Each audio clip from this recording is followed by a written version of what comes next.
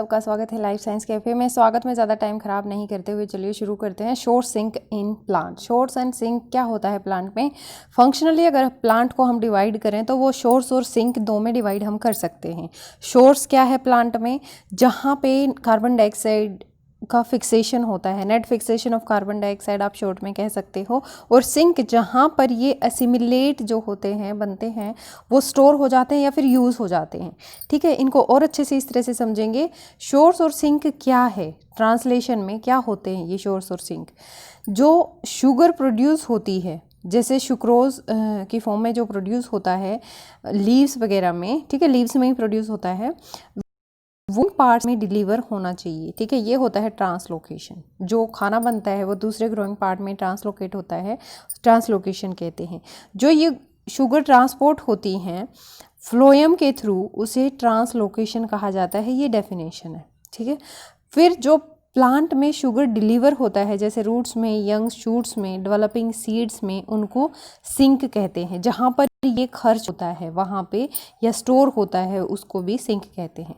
चलिए अब करते हैं इसकी अच्छे से डिटेल। ठीक है, सोर्स वो होता है जहाँ पे फूड मटेरियल सिंथेसाइज होता है। जैसे हम अपने घर में कोई चीज़ लेके आते हैं, जैसे सोर्स कहाँ है ये पूछते हैं कि इसका ठिकाना कहाँ है, कहाँ से तुम्हें ये चीज़ मिली।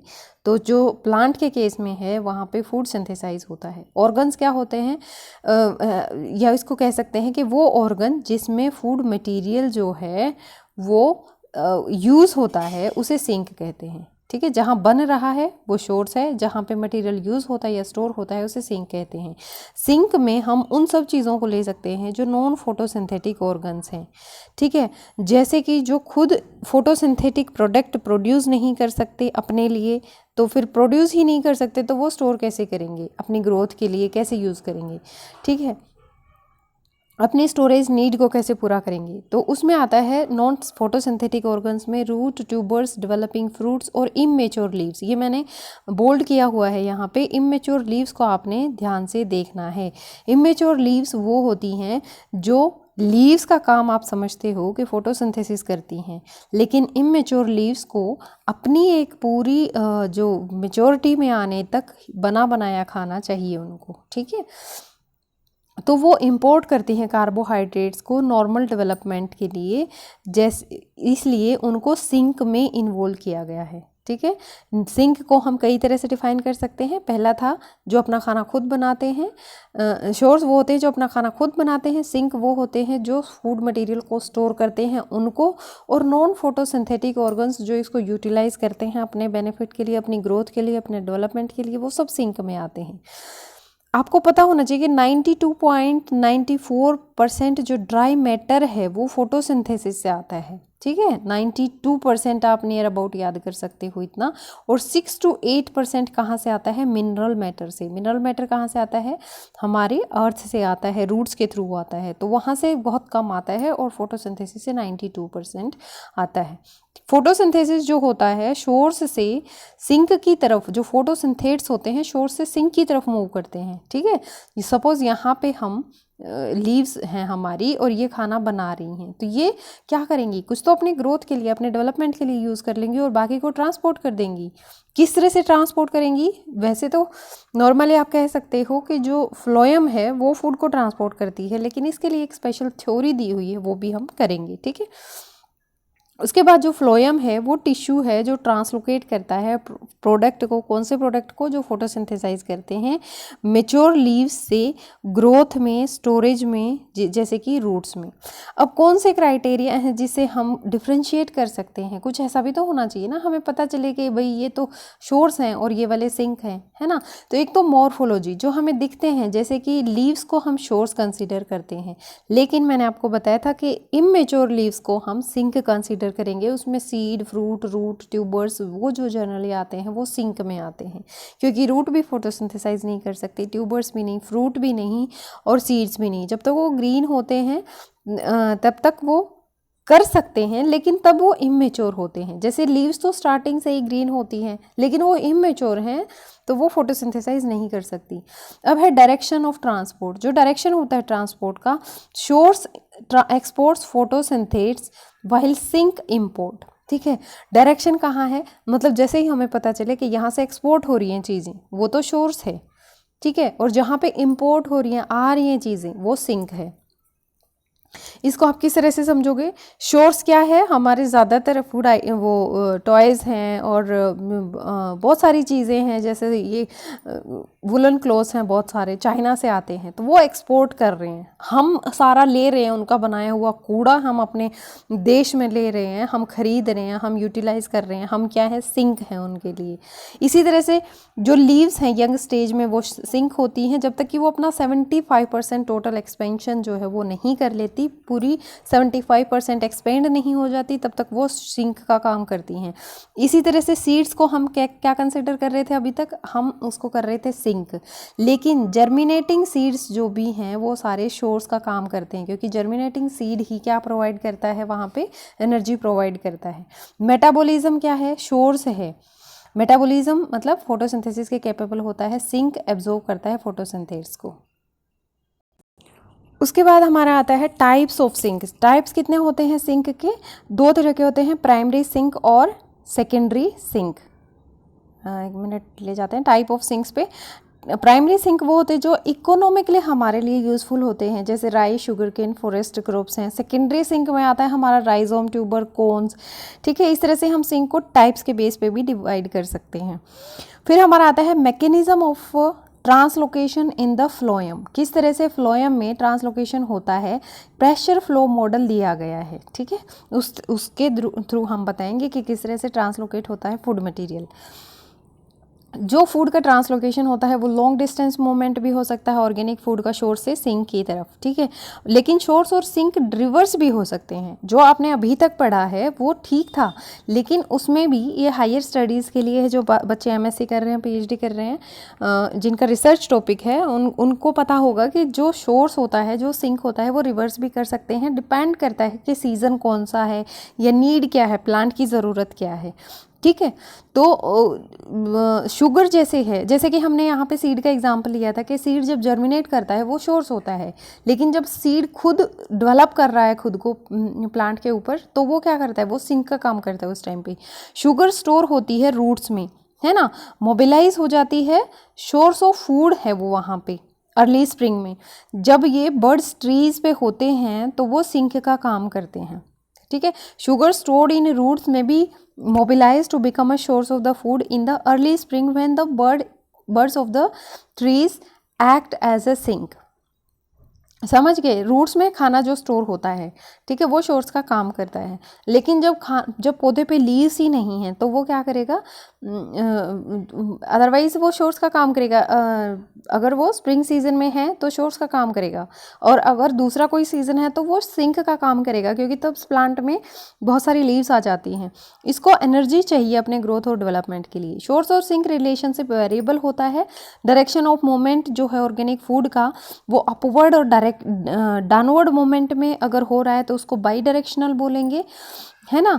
यूनिडायरेक्शनल होता है सिर्फ जाइलम के केस में, जब पानी का ट्रांसलोकेशन हो रहा है।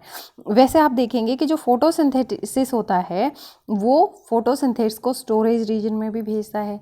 स्टोरेज रीजन जब ज़रूरत पड़ती है नॉन फोटोसिंथेटिक रीजन्स में भेज सकता है। नॉन फोटोसिंथेसिस दोनों तरफ से ले सकता है, जहाँ से फोटोसिंथेसिस हो रहा है फूड को वहाँ से भी ले सकता है, और स्टोरेज रीजन है वहाँ से भी ले सकता है। उसके बाद हमारी आती है मास फ्लो और pressure flow hypothesis. Mass flow और प्रेशर फ्लो हाइपोथेसिस जो थी हमारे मंच थे साइंटिस्ट, उन्होंने दी थी। इसके अकॉर्डिंग जो सब्सटेंस होते हैं वो हायर ऑस्मोटिक प्रेशर से और लो ऑस्मोटिक प्रेशर की तरफ मूव करते हैं, ठीक है। इसकी वजह से ग्रेडियंट डेवलप होता है, टर्गर डेवलप होता है। ये एक प्लांट का स्ट्रक्चर दिया हुआ है यहाँ पे, ये देख सकते हैं आप। उसमें बताया गया है कि जैसे शुगर होती है, एंटर करती है ट्यूब्स में, ठीक है। अब वो ट्यूब्स में वाटर फ्लो हो रहा है ऑस्मोसिस के थ्रू, तो शुगर ट्यूब्स में, सिर्फ ट्यूब्स में चली गई है, वो अब दूसरी जगह पे जाएगी, ट्रांसलोकेट हो जाएगी, ठीक है। किस तरह से होगी उसको भी हम डिटेल में अभी करने वाले हैं। देखिए जो डायरेक्शन होती है ट्रांसलोकेशन की वो क्या होती है, ऑर्गेनिक सोल्यूट्स ट्रांसलोकेट होते हैं। ऑर्गेनिक सोल्यूट्स किसी भी डायरेक्शन में, डाउनवर्ड अपवर्ड डायरेक्शन में ट्रांसलोकेट हो सकते हैं। ठीक है, अगर ये दोनों डायरेक्शन है तो उसे बोलते हैं बाई डायरेक्शनल। कॉमन मोड है जो डाउनवर्ड मोड है, क्योंकि हम हमेशा यही सोचते हैं कि जैसे ये लीव्स हैं तो ऑब्वियसली लीव्स तो किसी भी स्टेम में, ब्रांच में ऊपर ही होंगी, तो वो नीचे की तरफ भेजती हैं क्योंकि उनको रूट्स के पास भी खाना भेजना होता है। तो डाउनवर्ड जो मोस्ट कॉमन मोड है ट्रांसलोकेशन का। लीव्स मैन्युफैक्चर करती हैं फूड को, ज़्यादा अमाउंट में करती हैं ताकि उनकी अपनी रिक्वायरमेंट पूरी हो जाए। जो एक्सेस फूड है वो लीव से बाहर आ जाए और ट्रांसलोकेट हो जाए डाउनवर्ड डायरेक्शन में। डाउनवर्ड में कैसे, वो स्टेम के पास भी चला जाता है, क्योंकि स्टेम बहुत बारीक होती है स्टार्टिंग में, वो मोटी भी हो जाती है क्योंकि वो स्टोर कर रही है खाने को। ठीक है, उसके बाद वो स्टोरेज के बाद वो फॉरवर्ड करती है उस खाने को, सेकेंडरी ग्रोथ के लिए यूटिलाइज करती है, रूट सिस्टम को भेजती है, रूट भी स्टोर करती हैं, ग्रोथ करती हैं, मेटाबॉलिज्म करती हैं और उसे मेंटेन करती हैं। तो ये डाउनवर्ड मोमेंट था जो फूड का था।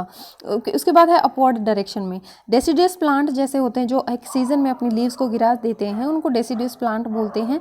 उनमें ग्रोथ और डेवलपमेंट जो होता है न्यू फोलिएज का, जो नए नए पत्ते आते हैं उनका, वो डिपेंड करता है अपवर्ड ट्रांसपोर्ट में। ठीक है, आपको पता चल गया अपवर्ड ट्रांसपोर्ट कब होता है, जब रूट से खाना ऊपर जा रहा है स्टेम से होते हुए, वहाँ पे वो बर्ड्स की ग्रोथ को करता है।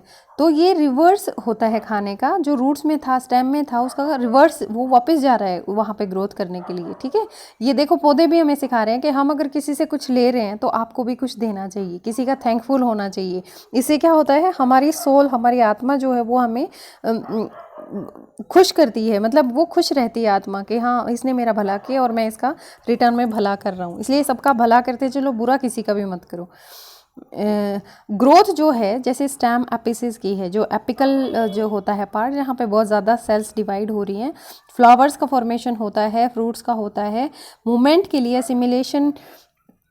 एसिमिलेट्स के मूवमेंट के लिए लीव से अपवर्ड डायरेक्शन में होता है। अब लेटरल ट्रांसलोकेशन क्या होता है, ये जब शोर्स और सिंक अपोजिट साइड्स में होते हैं। सपोज शोर्स यहाँ पे है और सिंक यहाँ पे है, तो ये लेटरल मूवमेंट हो जाएगी। बाई डायरेक्शनल ट्रांसलोकेशन, ये साइंटिस्ट हैं जो बच्चे रिसर्च कर रहे हैं उनके लिए इम्पोर्टेंट है, वो यहाँ से पढ़ सकते हैं। मैं 1 मिनट के लिए इसको छोड़ देती हूँ, आप इसे नोट कर सकते हो। ठीक है, अब जो ट्रांसलोकेशन था उसमें हमने ये सारा पढ़ लिया कि ट्रांसलोकेट क्या करता है, सुक्रोज को करता है। देखो बच्चों, आपको पता होना चाहिए कि जो सुक्रोज है वो ट्रांसलोकेट होती है। फूड क्या सिंथेसाइज होता है प्लांट्स में, कौन सा फूड जो है सिंथेसाइज होता है, आपको ये पता होना चाहिए। जो स्टोर करके रखता है वो स्टार्च करते हैं स्टोर में क्या हो जाएगा प्लांट्स में, स्टार्च। ठीक है, स्टार्ची सब्सटेंस मिलते हैं, स्टार्ची। ट्रांसपोर्ट करने के लिए क्या चाहिए, इसे सुक्रोज चाहिए। सुक्रोज क्या है आपको पता होना चाहिए, नॉन रिएक्टिव शुगर है, ये इनर्ट शुगर है, ये कुछ रिएक्शन नहीं करती, सुक्रोज है ना।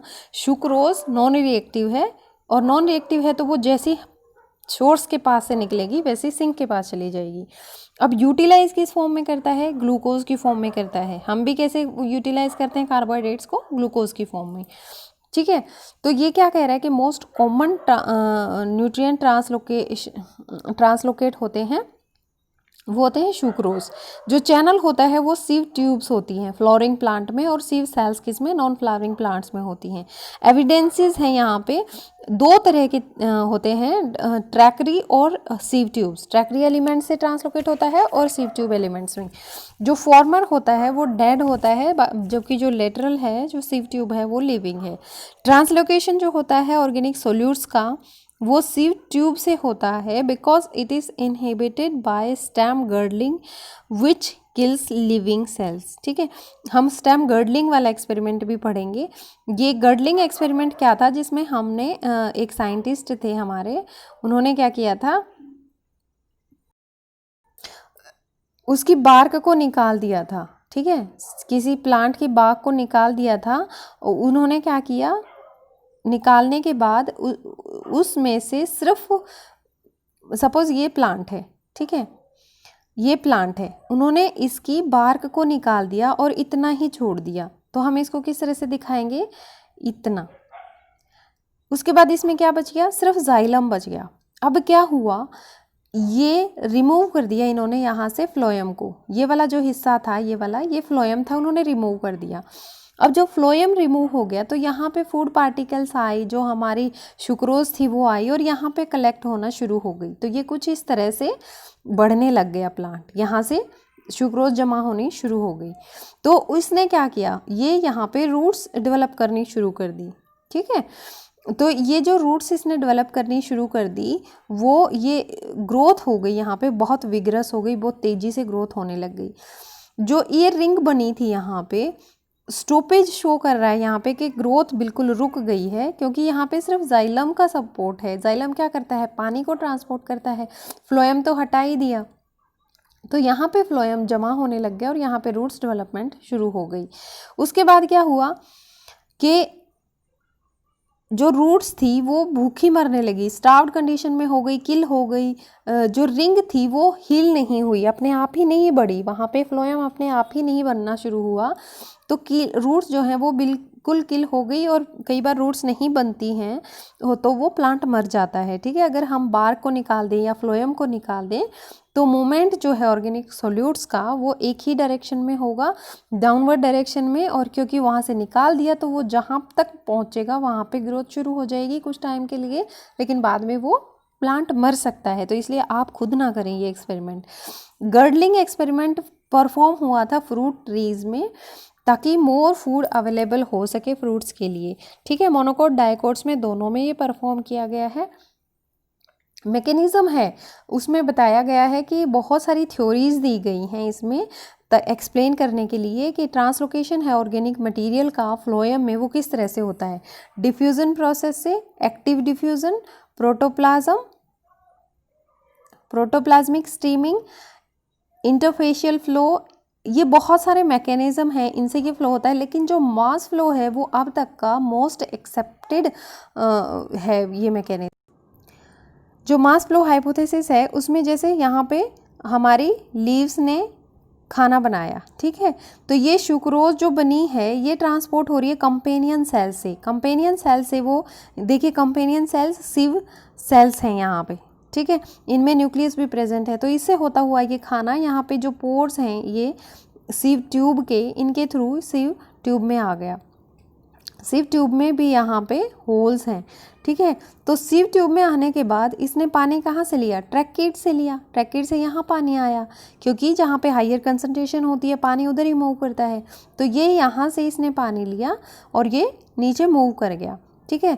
अब ये सारे सॉल्यूट्स यहाँ तक आ गए और बाद में एट लास्ट ये चले जाते हैं रूट्स के पास। तो रूट्स के पास फिर से जब ये यहाँ आता है सिव सेल्स में, कंपेनियन सेल्स में, तो क्या करता है, ये एनर्जी को खर्च करता है। जब ये कंपेनियन सेल्स से सिव ट्यूब्स में आया तब भी इसने एनर्जी एटीपी की फॉर्म में यूज़ की, और जब इसने सिव ट्यूब को छोड़ा और कंपेनियन सेल में दोबारा आया रूट्स के कंपेनियन सेल्स में, तब भी इसने एटीपी को खर्च किया, ठीक है। फिर क्या हुआ, जब ये सॉल्यूट्स यहाँ से निकल गए तो यहाँ पे कंसंट्रेशन कम हो गई और ये पानी दोबारा से अपने ट्रैकेट्स में आ गया, ठीक है। तो ओवरऑल इस एक्सपेरिमेंट से हमें पता चलता है कि ये एक्टिव मूवमेंट है, फ्लो हो रहा है हाई टू लो कंसंट्रेशन में। देखिए यहाँ पे ज़्यादा हाई कंसंट्रेशन थी, यहाँ से यहाँ पे लो थी, तो इधर मूव कर गया, ठीक है। मल्टी डायरेक्शनल है, मल्टी डायरेक्शन में लेटरल मूवमेंट, अपवर्ड मूवमेंट और डाउनवर्ड मूवमेंट तीनों आते हैं। बाई डायरेक्शनल में अपवर्ड और डाउनवर्ड दोनों मूवमेंट बताया था। इसमें फ्लोएम लोडिंग और फ्लोएम अनलोडिंग दोनों के टाइम पे एटीपी खर्च होता है। मैंने बहुत कोशिश की है कि शॉर्ट से शॉर्ट वीडियो बनाऊं, लेकिन फिर भी इतनी बन गई है। Thank you for watching life science cafe.